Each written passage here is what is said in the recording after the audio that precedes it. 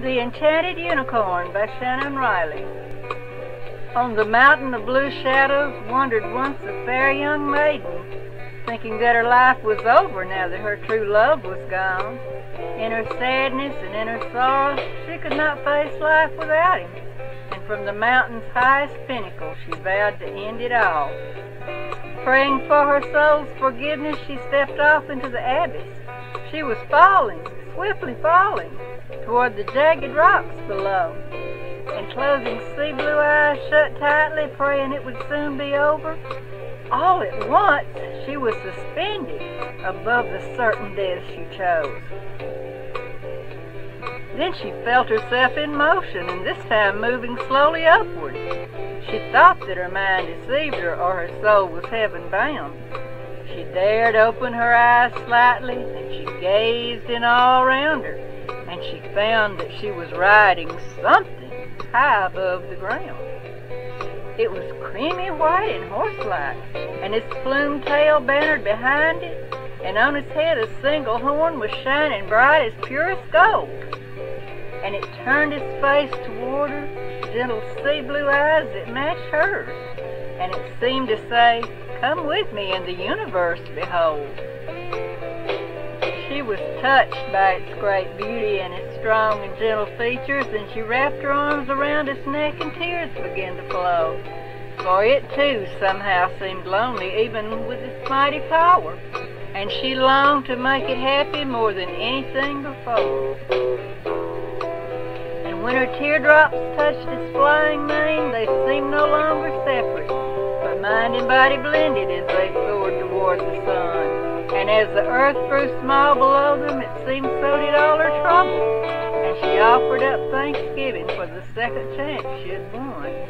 And the young girl's heart grew lighter, and she hummed a happy love song, and the breeze was softly scented by the roses in her hair. As they journeyed over rainbows, up a pathway paved with emeralds, sunlight burst in lovely prisms, multicolored shimmering air. Past the glowing rings of Saturn, past the meteors diamond-studded, past the lightning bolts of Jupiter and the red and glowing Mars. And the young girl laughed in wonder, and the unicorn responded with a neigh that rang like thunder as they sailed on through the stars. They at last came down to rest in a green and fertile valley, in a secret hidden valley mid the mountains of the moon, where wild fruit was always growing and cool crystal springs were flowing, and where every day was perfect as a day in early June. And there they galloped through the meadows, and they frolicked in the flowers, and whatever she should wish for, it was granted her and more. She soon learned to love the creature in the lovely peaceful valley, and each day was even happier than those that came before. Then one day, as she was thinking of the mountain of blue shadows and the family she had left there such a long, long time ago, her soft sea blue eyes grew misty, and the unicorn's heart melted, and all at once she saw a staircase reaching through the clouds below.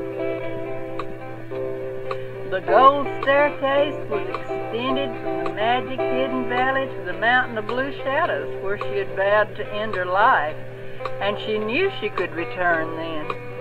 But she could not leave her dear friend, and she threw her arms about his neck and cried, "I'll never leave your side." Then the young girl was awakened on the mountain of blue shadows by a handsome, gentle stranger, his blue eyes filled with care. Was it true, or only dreaming? And why was her sad heart now singing? He laughed. It rang like thunder, and a rose fell from her hair.